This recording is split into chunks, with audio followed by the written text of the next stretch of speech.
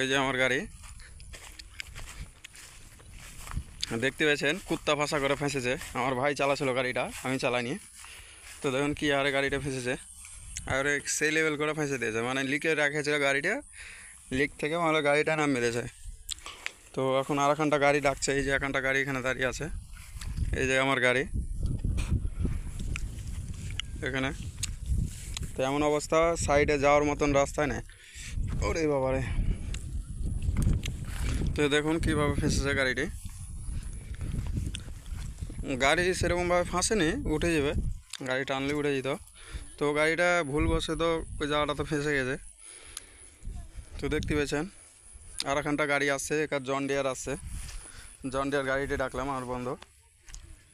তো গাড়িটা আসছে, আসতে একটু লেট হবে, 2-10 মিনিট দেরি হবে। তো চাষ করিনি, 2 কাঠা মতন চাষ করতে এসছে। আমার এখানটা আমাদেরই জমি, 20 বছর ধরে পতিত পড়ে আছে আপাতত। তো মানে লোকে যে মানে রাস্তা করে দিয়েছে একবারে, এই দেখতে পাচ্ছেন কীরকম রাস্তা।